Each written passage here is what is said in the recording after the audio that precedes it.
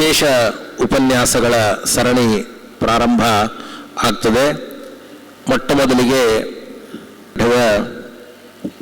ವಿದ್ವಾಂಸರು ಮಾಹುಲಿ ಆಚಾರ್ಯರಲ್ಲಿ ಅಧ್ಯಯನವನ್ನು ಮಾಡಿ ಸಮಗ್ರ ಶ್ರೀಮನ್ಯಾಯಸುಧಾ ಪರೀಕ್ಷೆಯನ್ನು ಕೊಟ್ಟು ನ್ಯಾಯಸುಧಾ ವಿಶಾರದ ಎನ್ನುವಂತಹ ಬಿರುದಿಗೆ ಪಾತ್ರರಾದಂತಹ ನಮ್ಮ ಪಂಡಿತ ಪದ್ಮನಾಭಾಚಾರ್ಯರ ವಿಶೇಷ ಪ್ರೀತಿ ಪಾತ್ರರಾದಂತಹ ಅನಿರುದ್ಧಾಚಾರ್ಯ ನಾಯಕ್ ಇವರು ಒಂದು ವಿಶೇಷ ಉಪನ್ಯಾಸವನ್ನು ನಡೆಸಿಕೊಡಬೇಕು. ನಮ್ಮಲ್ಲಿ ಅನೇಕ ಉಪನಿಷತ್ತುಗಳಿವೆ. 10 ಉಪನಿಷತ್ತು ಪ್ರಸಿದ್ಧ, ನೂರಾರು ಸಾವಿರಾರು ಉಪನಿಷತ್ತಿದೆ. ಅದರಲ್ಲಿ ತಾಪನೀಯ ನರಸಿಂಹ ಉಪನಿಷತ್ತಂತ ಒಂದು ಉಪನಿಷತ್ತು, ಅದರ ಬಗ್ಗೆ ಅವರು ವಿಶೇಷ ಪ್ರವಚನವನ್ನು ನಡೆಸಿಕೊಡಬೇಕು. ಈ ಪ್ರವಚನದ ದತ್ತಿಯನ್ನು ಇಟ್ಟವರು ವಾಜಪೇಯಿಯ ಪವಮಾನ ಪದ್ಮನಾಭಾಚಾರ್ಯ ಮತ್ತು ನಿತ್ಯಾಗ್ನಿಹೋತ್ರಿ ಪರಶುರಾಮಾಚಾರ್ಯ ಹಾಗೂ ಶ್ರೀ ಗುರುಭ್ಯೋ ನಮಃ. ಹರಿ ಓಂ. ನರಸಿಂಹೋ ಕಿಲ ಜ್ಞಾನ ಮತದ್ವಾಂತ ದಿವಾಕರಃ ಜಯತ್ತಮಿತ ಸಜ್ಞಾನ ಸುಖಶಕ್ತಿಪಯೋನಿಧಿ. ಶ್ರೀ ಗುರುಭ್ಯೋ ನಮಃ. ವಿದ್ಯಾಪೀಠ ವಿಧಾತಾರಂ ವಿದ್ಯಾವಾರಿ ಚಂದಿರಂ ವಿದ್ಯಾರ್ಥಿ ವತ್ಸಲಂ ವಂದೇ ಮಹಾಮಹಿಮ ಸದ್ಗುರುಂ. ಶ್ರೀ ಗುರುಭ್ಯೋ ನಮಃ. ಹರಿ ಓಂ. ಅಥರ್ವಣ ಸಂಹಿತೆಯಲ್ಲಿ ಬಂದಿರತಕ್ಕಂತಹ ನರಸಿಂಹ ತಾಪನೀಯ ಉಪನಿಷತ್ತು. ಇದರಲ್ಲಿ ಪೂರ್ವ ತಾಪನೀಯ, ಉತ್ತರ ತಾಪನೀಯ ಎಂಬತಕ್ಕಂತಹ 2 ವಿಭಾಗಗಳಿದೆ. ನರಸಿಂಹ ತಾಪನೀಯ ಉಪನಿಷತ್ತಿನಲ್ಲಿ ಮುಖ್ಯವಾಗಿ ನರಸಿಂಹದೇವರ ಮಂತ್ರಗಳ ಪ್ರತಿಪಾದನೆ. ನಾವೆಲ್ಲರೂ ಹೆಚ್ಚು ಜಪವನ್ನು ಮಾಡತಕ್ಕಂತಹ ಉಗ್ರಂ ವೀರಂ ಮಹಾವಿಷ್ಣು ಎಂಬತಕ್ಕಂತಹ ಮಂತ್ರದ ಅರ್ಥ, ಜೊತೆಗೆ 32 ಅಂಗಮಂತ್ರಗಳನ್ನು ವಿಧಾನ ಮಾಡಿದ್ದಾರೆ. ಅಂಗಮಂತ್ರಗಳು, ಆ ಅಂಗಮಂತ್ರಗಳ ಕ್ರಮ ಹೇಗಿದೆ, ಅವುಗಳ ಉಪಾಸನಾ ಕ್ರಮ, ಅವುಗಳ ಫಲಗಳನ್ನು ವಿಶೇಷವಾಗಿ ನಿರೂಪಣೆ ಮಾಡಿಕೊಟ್ಟಿದ್ದಾರೆ ಪೂರ್ವತಾಪನೀಯ ಉಪನಿಷತ್ತಿನಲ್ಲಿ. ಜೊತೆಗೆ ಈ ಉಪನಿಷತ್ತಿಗೆ, ಪೂರ್ವತಾಪನೀಯ ಉಪನಿಷತ್ತಿಗೆ ಶಂಕರಾಚಾರ್ಯರ ವ್ಯಾಖ್ಯಾನ ಭಾಷ್ಯ ಇದೆ. ಉತ್ತರ ತಾಪನೀಯ ಉಪನಿಷತ್ತಿಗೆ ವಿದ್ಯಾರಣ್ಯರ ವ್ಯಾಖ್ಯಾನ ಇದಕ್ಕೆ ವಿಶೇಷವಾಗಿ ಉಪಲಬ್ಧಿ ಇದೆ. ಇಲ್ಲೇ ಬರ್ತಕ್ಕಂಥದ್ದು ನಮ್ಮ ಏನು ಶ್ರೀಮದಾಚಾರ್ಯರು ಆನಂದಮಯ ಆದಿಕರಣದಲ್ಲಿ ಋತಂ ಸತ್ಯಂ ಪರಂ ಬ್ರಹ್ಮ ಪುರುಷಂ ಪೃಷ್ಠಪಿಂಗಲಂ ಮೂರ್ಧಯಿತಂ ವಿರೂಪಾಕ್ಷಂ ಶಂಕರಂ ವೇದೋಹಿತಂ ಅಂತಕ್ಕಂಥ ಶ್ರುತಿ ಏನಿದೆ, ಆ ತಾಪನೀಯ ಶ್ರುತಿ, ಆ ಶ್ರುತಿ ಇಲ್ಲಿಯ ಶ್ರುತಿಯೇ ಅದು. ಅದರ ಮುಂದಿನ ಅನುವ್ಯಾಖ್ಯಾನದಲ್ಲಿ ಹೇಳಬೇಕಾದಾಗ ತಾಪನೀಯ ಶ್ರುತೋಪುರ ಅಂತ ಹೇಳಿ ಬ್ರಹ್ಮಾಧಿಪತಿ ಬ್ರಹ್ಮಣೋಧಿಪತಿ ಅಂತ ಹೇಳಿ, ಬ್ರಹ್ಮಶಬ್ದ ಇದು ಶಿವಪರ ಅಲ್ಲ ವಿಷ್ಣುಪರ ಅಂತ ಸಾಧನೆ ಮಾಡಲಿಕ್ಕೆ ಉಪಯೋಗಿಸಿರ್ತಕ್ಕಂತಹ ಶ್ರುತಿಯು ಕೂಡ ಇಲ್ಲಿಯ ಶ್ರುತಿ. ಇದಕ್ಕೆ ಬೇಕಾದಷ್ಟು ಅದ್ವೈತ ರೀತಿಯ ವ್ಯಾಖ್ಯಾನಗಳು ಇದೆ.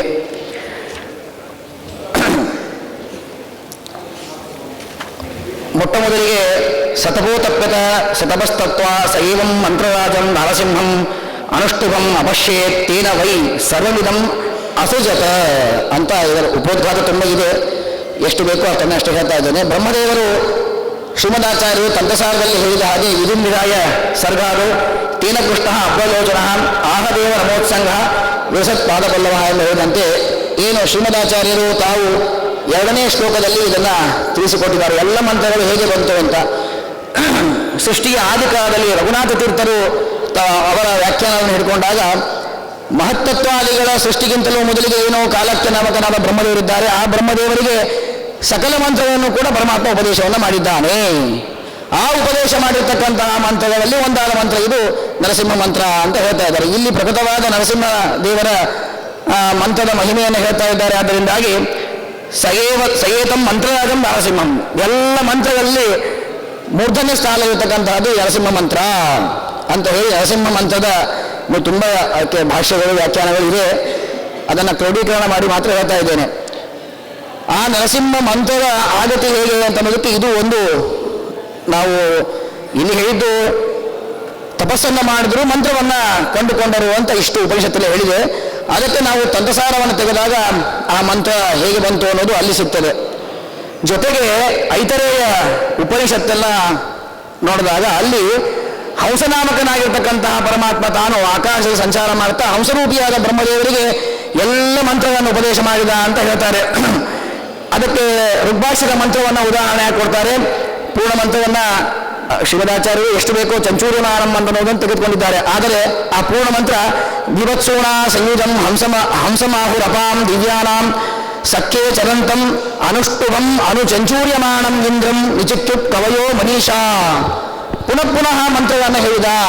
ಒಂದು ಬಾರಿ ಎಲ್ಲ ಉಪದೇಶ ಮಾಡಿದ, ಮುಗಿಸಿಬಿಟ್ಟ ಅಂತ ಮಾಡಲಿಲ್ಲ ಪರಮಾತ್ಮ. ಹಂಸರೂಪಿಯಾದ ಪರಮಾತ್ಮ ಎಲ್ಲ ಮಂತ್ರಗಳನ್ನು ಹಂಸರೂಪಿಯಾದ ಬ್ರಹ್ಮದೇವರಿಗೆ ಮತ್ತೆ ಉಪದೇಶ ಮಾಡಿದ. ಅದನ್ನು ಶ್ರೀಮದಾಚಾರ್ಯರು ತಮ್ಮ ಭಾಷೆಯಲ್ಲಿ ಬರೀತಾರೆ. ಮೇಲ ಸಂಸ್ಥಂ ಹಂಸರೂಪಂ ತಂ ವಿಷ್ಣುಂ ಪರಮೇಶ್ವರಂ ವಿರಿಂಚ ಶಿವಪೂರ್ವೇಭ್ಯೋ ನರಸಿಂಹಾನುಷ್ಠುಭಂ ಪರಂ ಉಚ್ಚಾರಯಂತಂ ಅರ್ಥಾಂಶ.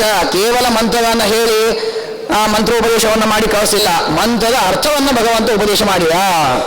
ಆ ಎಲ್ಲ ಉಪದೇಶವನ್ನು ಪಡೆದ ಬ್ರಹ್ಮದೇವರು ತಾವು ಇಂದ್ರಾದಿಗಳಿಗೆ ಆ ಮಂತ್ರವನ್ನು ಉಪದೇಶವನ್ನು ಮಾಡಿದರು ಅಂತನ್ನೋದನ್ನು ಶ್ರೀಮದಾಚಾರ್ಯರು ಅನ್ಯತೆ ತಿಳಿಸ್ಕೊಡ್ತಾರೆ. ಅದನ್ನು ನಾವಿಲ್ಲಿ ಸಂಗ್ರಹ ಮಾಡಿಕೊಂಡ್ರೆ ವಿಷಯ ಹೊಂತದೆ. ಒಟ್ಟಾರೆ ಮಂತ್ರಗಳು ಇದು ಹೇಗೆ ಬಂತು ಅಲ್ಲಿಗೆ ಒಂದು ಬ್ರಹ್ಮದೇವರು ಸೃಷ್ಟಿಯ ಆದಿಕಾಲದಲ್ಲಿ ಪರಮಾತ್ಮ ಉಪದೇಶ ಮಾಡಿದ ಅಂತ ಒಂದು. ಇನ್ನು ಉಪನಿಷತ್ತು ಹೇಳಿದ ಹಾಗೆ ಹಂಸರೂಪಿಯಾದ ಪರಮಾತ್ಮ ಎಲ್ಲ ಮಂತ್ರವನ್ನು ಮೇಘ ಸಂಸ್ಥಂ ಅಂತ ಹೇಳಿ ಉಪದೇಶ ಮಾಡಿದ್ದಾನೆ ಅನ್ನೋದನ್ನು ನಮಗೆ ತಿಳಿಸಿಕೊಡ್ತಾ ಇದ್ದಾರೆ. ಈ ಮಂತ್ರವನ್ನು ವಿಶೇಷವಾಗಿ ಬ್ರಾಹ್ಮಣರು ವಿಶೇಷವಾಗಿ ಜಪವನ್ನು ಮಾಡಬೇಕು, ಎಲ್ಲ ಸಿದ್ಧಿ ಆಗ್ತದೆ ಅಂತ ಹೇಳ್ತಾರೆ. ನಿಷೇಧವನ್ನು ಮಾಡಿದ್ದಾರೆ, ಯಾರು ಮಾಡಬಾರದು ನಿಷೇಧವನ್ನು ಬೇಕಾದಷ್ಟು ಮಾಡಿದ್ದಾರೆ.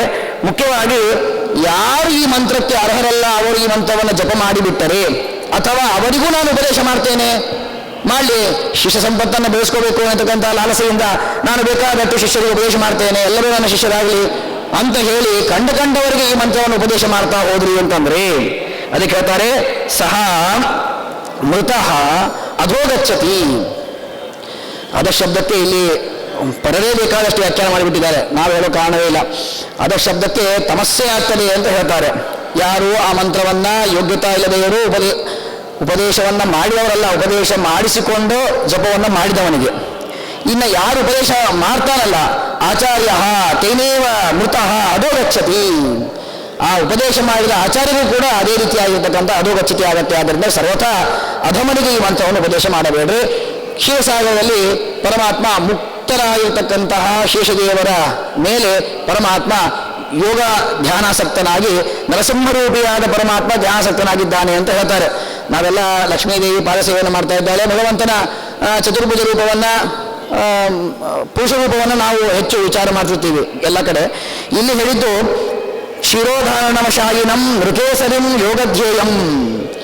ಪರಮಾತ್ಮ ನರಸಿಂಹರೂಪಿಯಾಗಿಯೇ ಯೋಗಾಸಕ್ತನಾಗಿ ಪರಮಾತ್ಮ ಕ್ಷೀರಸಾಗರದಲ್ಲಿ ವಿಹಾರ ಮಾಡ್ತಾ ಇದ್ದಾರೆ ಭಗವಂತ.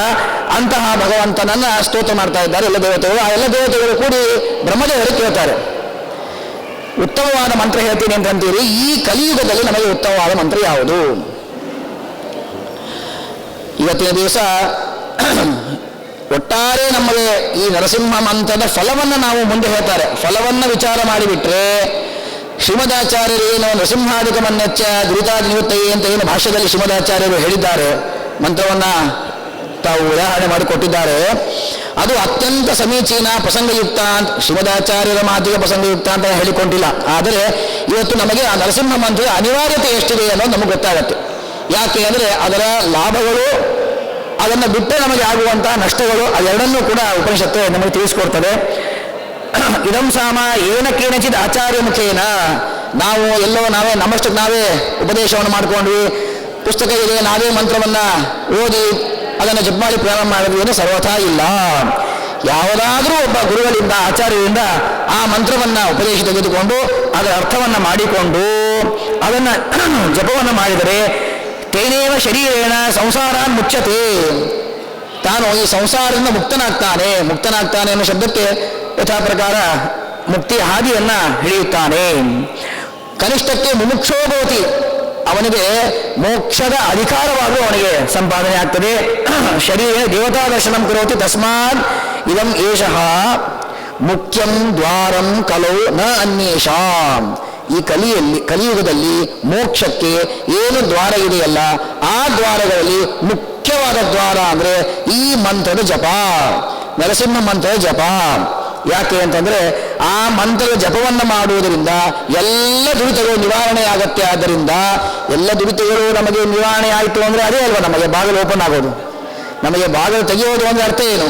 ನಮ್ಮ ಎಲ್ಲ ದುರಿತಗಳು ನಿವೃತ್ತಿಯಾಗಬೇಕು. ನಿವೃತ್ತಿಯಾಗಬೇಕು ಅಂತಂದರೆ ಅನಿವಾರ್ಯವಾಗಿ ಈ ನರಸಿಂಹ ಮಂತ್ರವನ್ನು ಜಪ ಮಾಡಬೇಕು. ತಸ್ಮಾದಿದಂ ಸಾಂಗಂ ಸಾಮ ಜಾನೀಯಾತ್ ಯೋ ಜಾನೀತೆ ಸಹ ಮುಕ್ತೋ ಭವತಿ ಅಂತ ಹೇಳ್ತಾರೆ. ಇನ್ನು ತುಂಬ ವಿಚಾರಗಳನ್ನು ಹೇಳಿದ್ದಾರೆ. ನೇರವಾಗಿ ನಾವು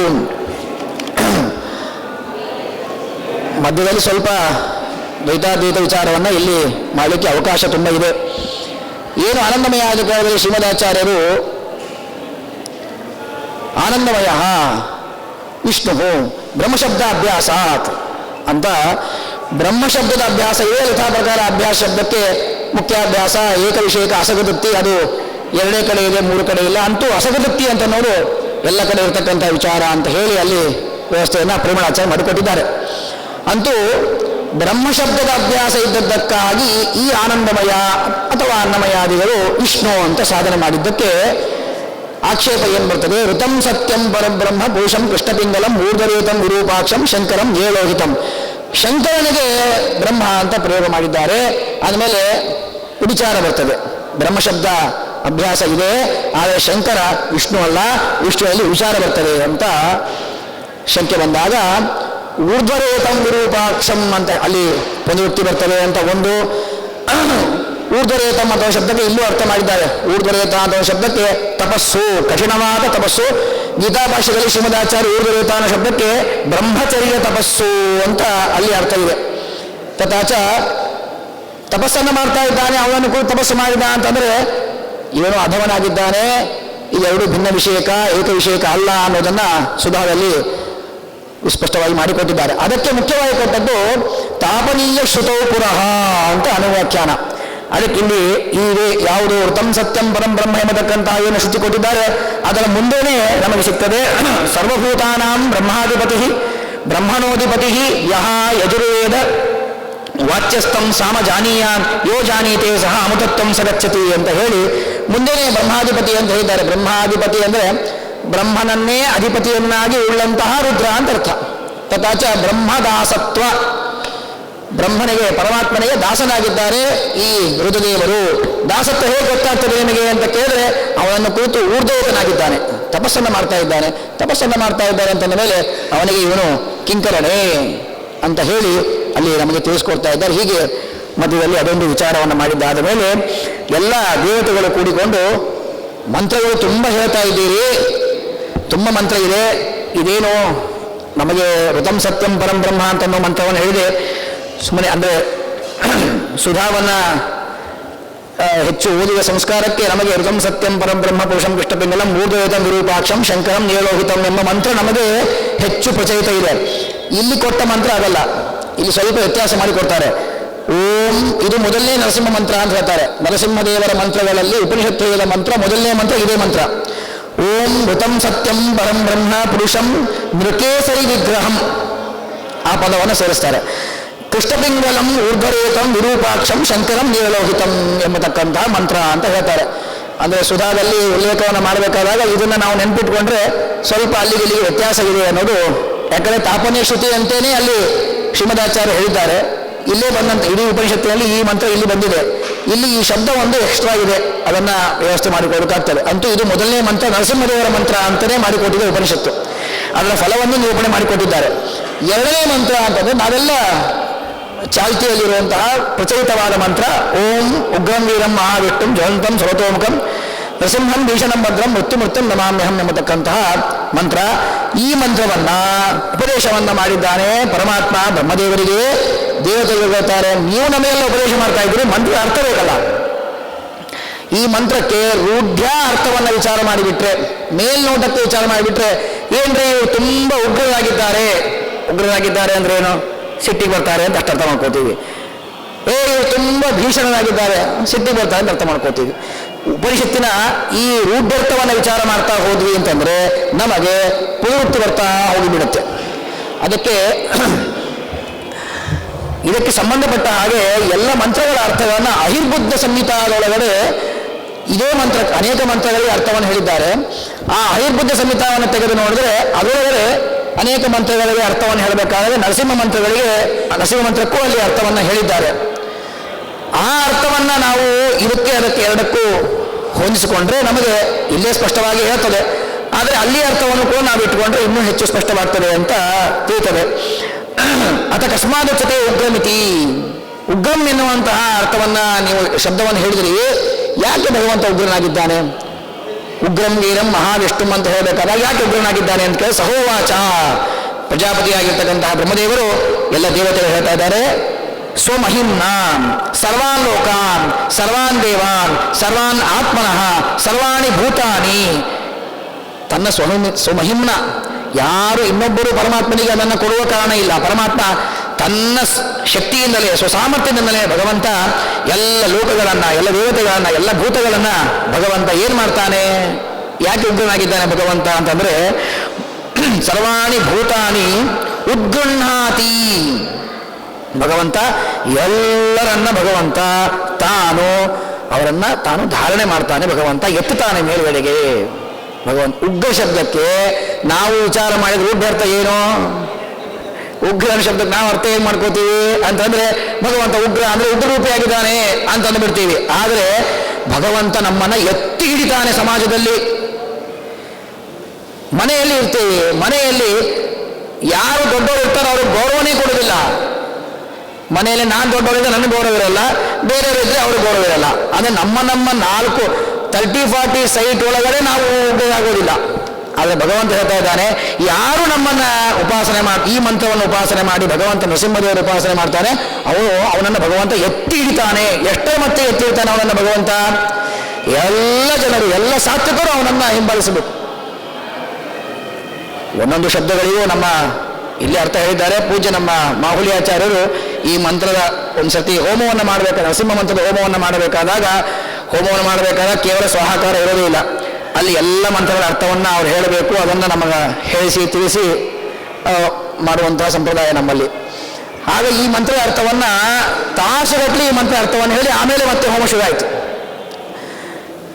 ಅಲ್ಲಿ ಹೇಳ್ತಾರೆ. ಇಷ್ಟೇ ಅಲ್ಲ, ಮತ್ತಿನ್ನೊಂದು ಏನು ಅಂತಂದ್ರೆ ಅದ ಸೃಜತಿ ವಿಸೃಜತಿ ವಿವಾಸಯತಿ. ಭಗವಂತ ಎಲ್ಲರನ್ನು ಸೃಷ್ಟಿ ಮಾಡ್ತಾನೆ, ಆದ್ದರಿಂದ ಉಗ್ರ.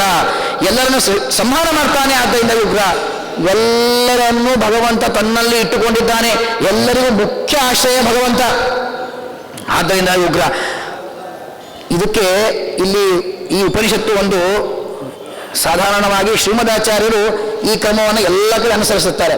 ಶ್ರೀಮದಾಚಾರ್ಯರು ಎಲ್ಲ ಕಡೆ ಕೊಡುವಂತಹ ಪ್ರಮಾಣ, ಮೊಟ್ಟ ಮೊದಲನೇ ಪ್ರಮಾಣ ಅಂತಂದ್ರೆ ಅನುಭವ, ಸಾಕ್ಷಿ, ಪ್ರತ್ಯಕ್ಷ ಪ್ರಮಾಣವನ್ನು ಕೊಡ್ತಾರೆ. ಯಾವುದು ಅತೀಂದ್ರಿಯವಾಗಿರ್ತಕ್ಕಂಥ ವಿಷಯ ಇದೋ ಆ ವಿಷಯಕವಾಗಿ ಶ್ರೀಮದಾಚಾರ್ಯರು ಆಗಮ ಪ್ರಮಾಣವನ್ನು ಕೊಡ್ತಾರೆ. ಅನುಮಾನ ಪ್ರಮಾಣವನ್ನು ಶ್ರೀಮದಾಚಾರ್ಯ ಕೊಡೋದು ಬಹಳ ಕಡಿಮೆ. ಪ್ರತ್ಯಕ್ಷದ ಅನುಭವ ಪ್ರಮಾಣವೇ ಪ್ರಮಾಣ. ಜೊತೆಗೆ ಅಂದ್ರೆ ಶ್ರೀಮದಾಚಾರ್ಯರ ಯಾವುದು ನಾವು ಶ್ರೀಮದಾಚಾರ್ಯ ಹೇಳಿದ್ದೇವೆ ಅಂತ ನಾವು ಅನ್ಯಾಯ ಕೇಳ್ತೀವಿ. ಆದರೆ ಪರಡಿಗೆ ವಾದದಲ್ಲಿ ಕೂತಾಗ ಶ್ರೀಮದಾಚಾರ್ಯ ಹೇಳಿದ್ದಾರೆ, ನಿಮಗೆ ಶ್ರೀಮದಾಚಾರ್ಯ, ನಮಗೆ ಶ್ರೀಮದಾಚಾರ್ಯ ಅವರು. ಹಾಗಾದರೆ ಬೇಕಾದದ್ದು ಪ್ರಮಾಣಗಳ ಬೆಂಬಲ.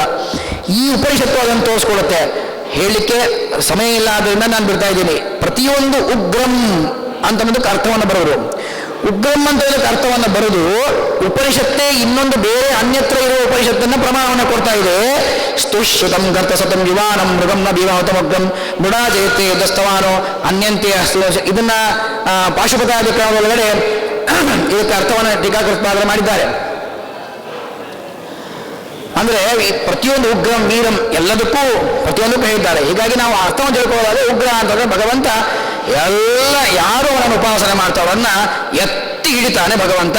ಜೊತೆಗೆ ಇನ್ನ ಬೇರೆ ಅರ್ಥವನ್ನು ಹೇಳಿದ್ದು ಭಗವಂತ ಎಲ್ಲರನ್ನು ಸೃಷ್ಟಿ ಮಾಡ್ತಾನೆ, ಸಂಹಾರ ಮಾಡ್ತಾನೆ, ಎಲ್ಲರಲ್ಲೂ ಪರಮಾತ್ಮ ವಾಸವಾಗಿದ್ದಾನೆ, ಎಲ್ಲರಿಗೂ ಆಶ್ರಯನಾಗಿದ್ದಾನೆ. ಎರಡು, ತಾನು ಎಲ್ಲರ ಒಳಗೆ ಇದ್ದಾನೆ, ಎಲ್ಲರನ್ನು ತನ್ನ ಒಳಗೆ ಇಟ್ಟುಕೊಂಡಿದ್ದಾನೆ ಭಗವಂತ. ಈ ಅರ್ಥವನ್ನು ಹೇಳ್ತಾ ಇದ್ದಾರೆ. ಅಥಕಸ್ಮಾದುಚ್ಯತೆ ವೀರಮಿತಿ.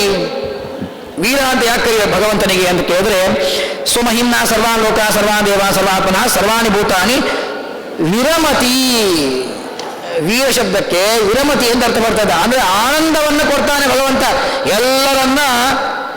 ಈಗಂತೂ ಸರಿಯೇ ಸರಿ, ಮುಕ್ತರಾದ ಮೇಲಂತೂ ಅವರೆಲ್ಲರನ್ನ ಭಗವಂತ ಆನಂದೋದ್ರೇಕದಲ್ಲಿ ಮುಳುಗಿಸ್ತಾನೆ ಭಗವಂತ. ಇದನ್ನು ಹೇಳ್ತಾರೆ. ವಿರಮತಿ ವಿರಾಮಯತಿ ಅಜಸ್ರಂ ಸುಜತಿ ವಿಸರತಿ ವಾಸವತಿ. ಭಗವಂತ ಜೊತೆಗೆ ಇಲ್ಲಿ ಎಲ್ಲ ಕಡೆನೂ ಒಂದು ಕಾಮನ್ ಆಗಿ ಹೇಳ್ತಕ್ಕಂಥದ್ದು, ಅದನ್ನು ಯೋಗಿಕವಾಗಿ ಹೆಚ್ಚು ವಿಚಾರ ಮಾಡಬೇಕು. ವ್ಯಾಖ್ಯಾನಗಳಲ್ಲಿ ಅಷ್ಟು ತೋರ್ತಾ ಇಲ್ಲ. ಎಲ್ಲ ಶಬ್ದಗಳಿಗೂ ಸೃಷ್ಟಿ ಸ್ಥಿತಿ ಲಯ ನಿಯಮನವನ್ನು ಸೇರಿಸ್ತಾ ಹೋಗ್ತದೆ ಉಪನಿಷತ್ತು. ಒಂದು ಅರ್ಥವನ್ನು ಹೇಳಿ ಸೇರಿಸ್ತಾ ಹೋಗುತ್ತೆ. ಹೀಗೆ ವಿಯ ಶಬ್ದಕ್ಕೆ ಅರ್ಥ ಹೇಳ್ತಾರೆ. ಅತಕಸ್ಮಾದುಚ್ಯತೆ ಮಹಾವಿಷ್ಣು ಮಿತಿ. ವಿಷ್ಣು ಶಬ್ದಕ್ಕೆ ಶ್ರೀಮದಾಚಾರ್ಯರು ಉಪನಿಷತ್ತು ಹೇಳಿದ ಹಾಗೆ ವಿಷ್ಣು ವ್ಯಾಪ್ತೋ ಭಗವಂತ ಸರ್ವತ್ರ ವ್ಯಾಪ್ತನಾಗಿದ್ದಾನೆ, ಆದ್ದರಿಂದ ಮಹಾವಿಷ್ಣು ಅಂತ ಕರೀತಾರೆ. ಯಹ ಸರ್ವಾನ್ ಲೋಕಾನ್ ವ್ಯಾಪ್ನೋತಿ ವ್ಯಾಪಯತಿ ಸ್ನೇಹ ಯಥಾ ಫಲಲಪಿಂಡಂ ಓತಂ ಪ್ರೋತಂ ಅನುಪ್ರಾಪ್ತಂ.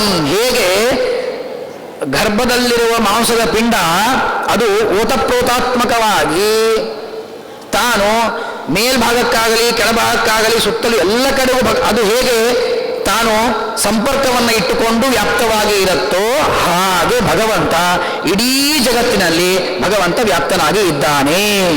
ಕೆಳಗೆ ವ್ಯಾಪ್ತ ಹೇಳ್ತಾರೆ, ಫಲಲಪಿಂಡಂ ಫಲಸ್ಯ ಪಿಂಡಂ ಫಲಲಪಿಂಡಂ ಓತಂ ಅನುಸ್ಯೂತಂ ಪ್ರೋತಂ ಪ್ರಕರ್ಷೇಣ ಅನುಸ್ಯೂತಂ ಅನುಶಕ್ತಂ ತಾದೃಶಂ ಪಿಂಡಂ ಅಂತ ಹೇಳಿ ಅದಕ್ಕೆ ವಿಶೇಷವಾಗಿ ವ್ಯಾಖ್ಯಾನವನ್ನು ಭಾಷ್ಯಕಾರರು ಮಾಡಿದ್ದಾರೆ.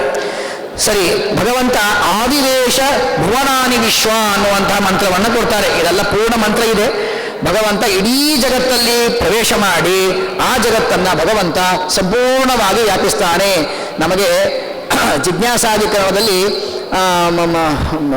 ಓಂಕಾರದ ವ್ಯಾಖ್ಯಾನವನ್ನು ಮಾಡಬೇಕಾದಾಗ ಅಲ್ಲಿ ಕಡೆಗೆ ಗಾಯತ್ರಿ ಮಂತ್ರದ ವ್ಯಾಖ್ಯಾನವನ್ನು ಪುರುಷಸೂಕ್ತ ಮಾಡುತ್ತೆ. ತದ್ದೇದಂ ಪೌರುಷಂ ಸೂಕ್ತಂ ಅಂತ ಪ್ರಮಾಣ ಕೊಡ್ತಾರೆ. ಕೊಡಬೇಕಾದಾಗ ಅಲ್ಲಿ ನೈನೇನ ಕಿಂಚನ ಅನಾವೃತಂ ನೈನೇನ ಕಿಂಚನ ಅಸಾಮೃತಂ ಎಂಬತಕ್ಕಂಥ ಶ್ರುತಿಯನ್ನು ಟೀಕಾಕೃತವಾಗಿ ಕೊಡ್ತಾರೆ. ಅದಕ್ಕೆ ಯಾದವಾರ ವ್ಯಾಖ್ಯಾನ ಮಾಡಬೇಕಾದಾಗ ಭಗವಂತನಿಂದ ಅಂತರ್ವ್ಯಾಪ್ತಿ ಬಹಿರಾಚ್ಛಾದನ ಅಂತ ಹೇಳೋ ಅರ್ಥವನ್ನು ಹೇಳ್ತಾರೆ.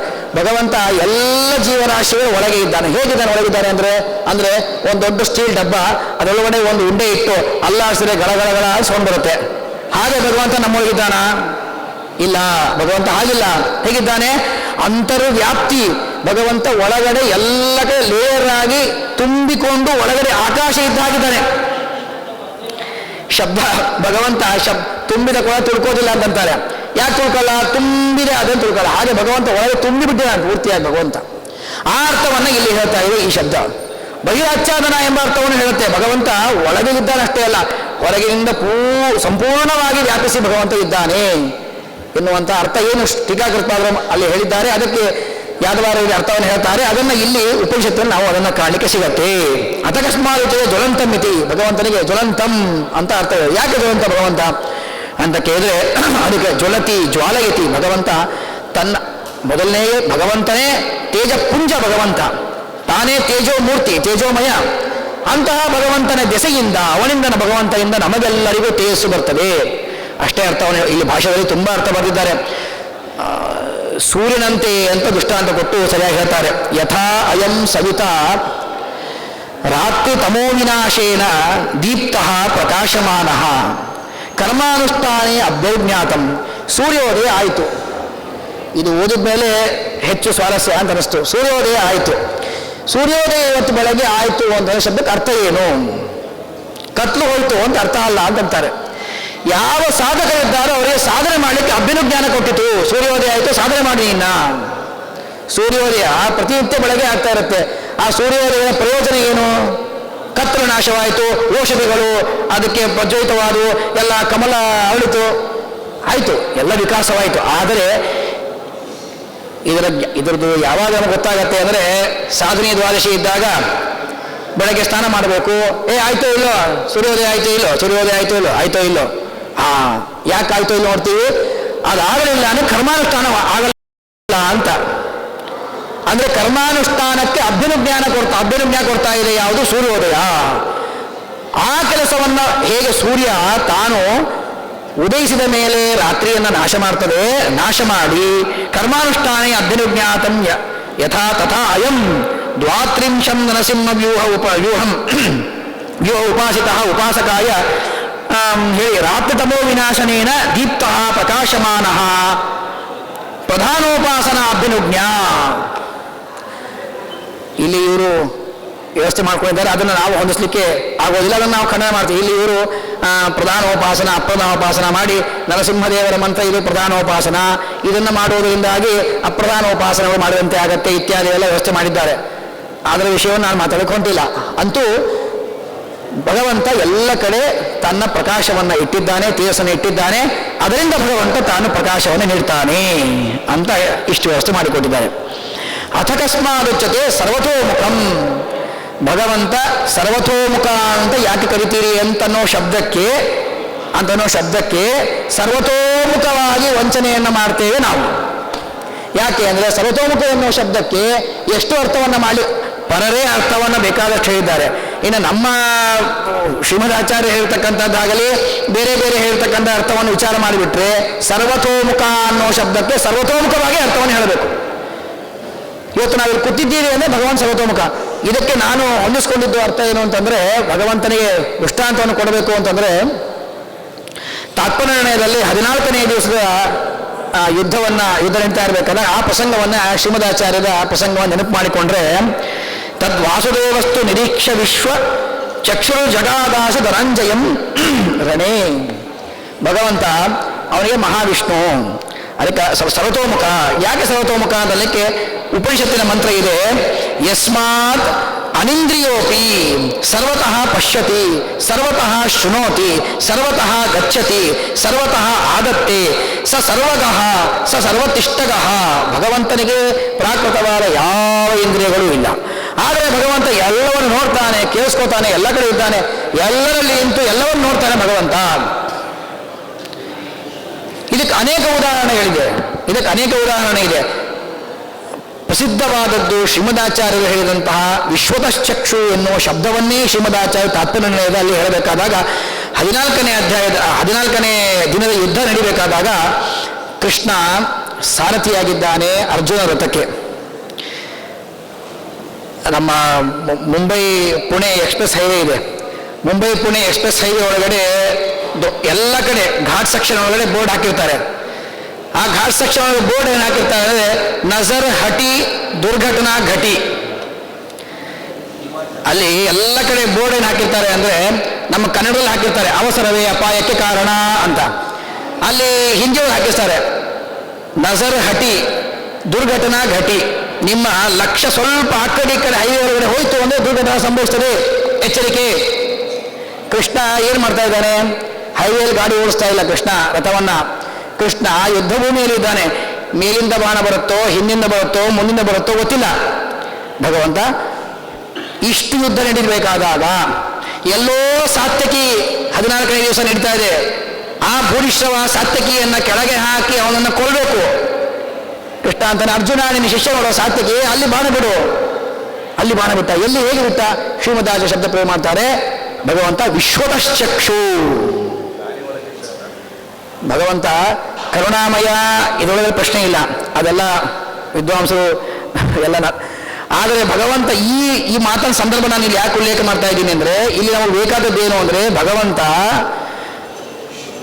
ಅರ್ಜುನನ ಒಳಗೆ ಇದ್ದು ಪ್ರೇರಣೆ ಮಾಡಿದ್ರೆ ಬೇರೆ ಮಾತು.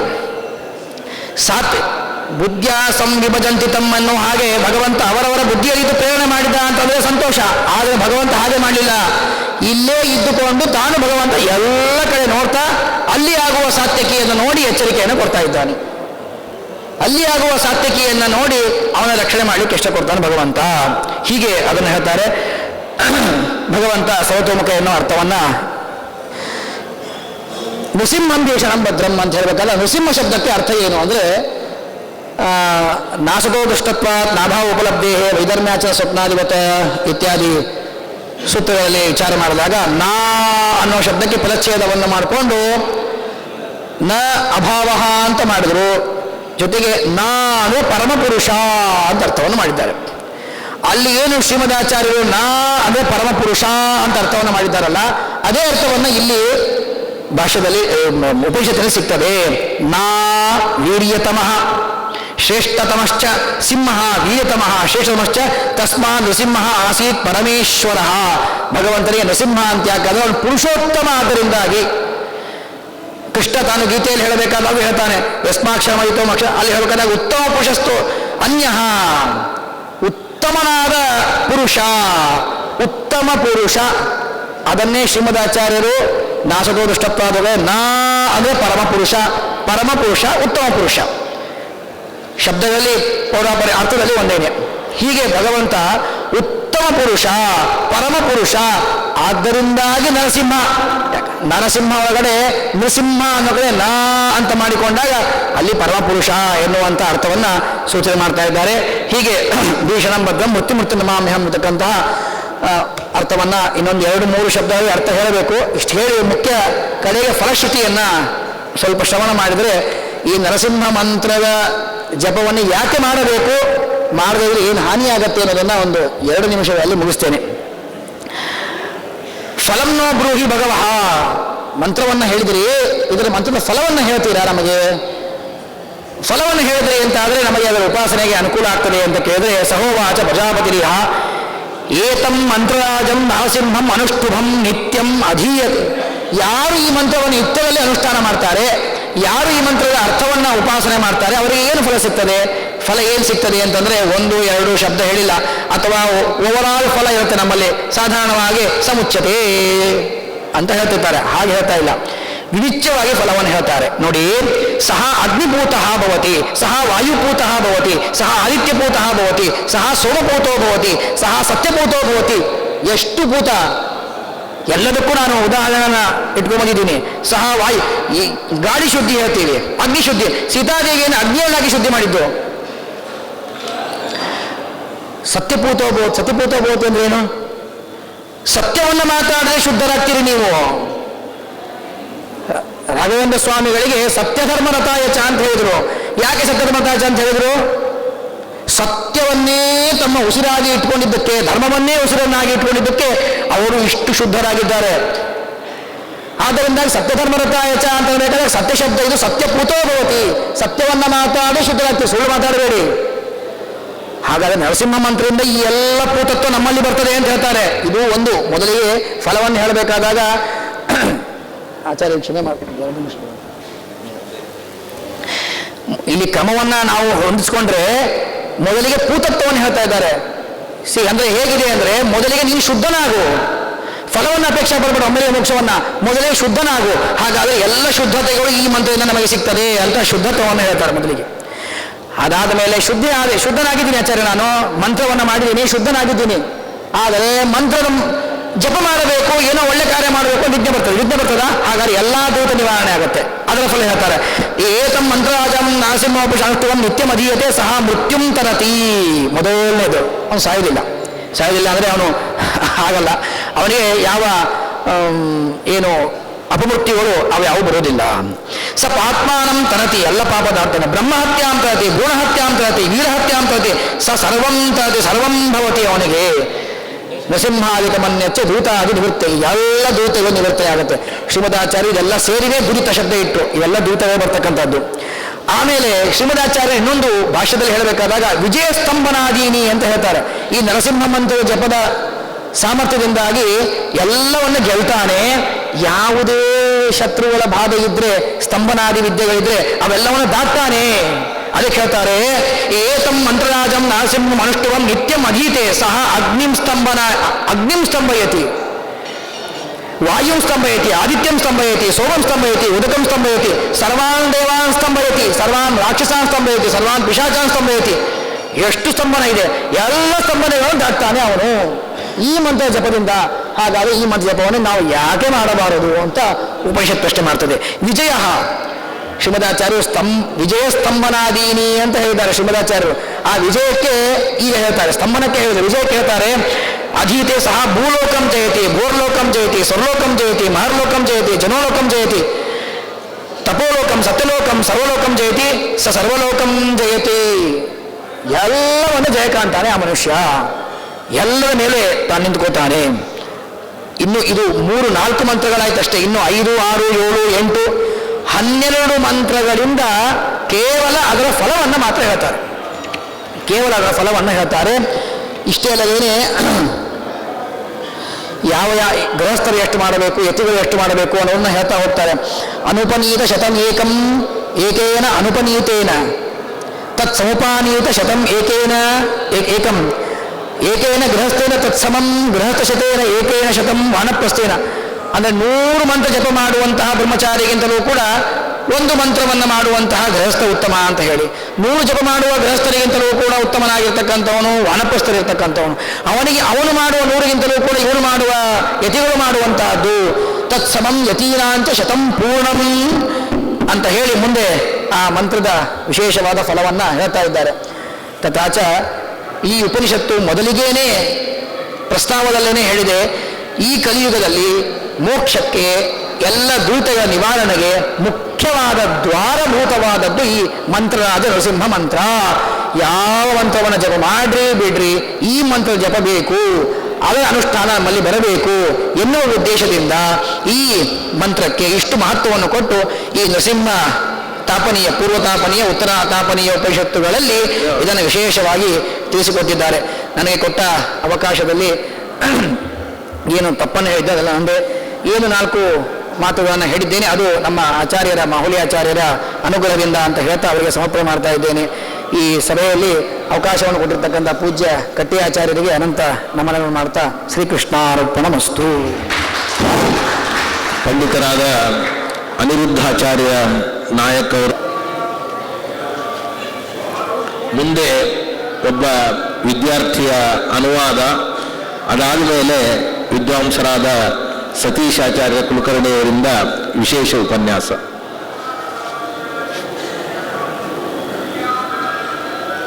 ಈಗ ವಿಷ್ಣು ಪುರೋಹಿತ್ ವೇದವ್ಯಾಸ ವಿದ್ಯಾಪೀಠ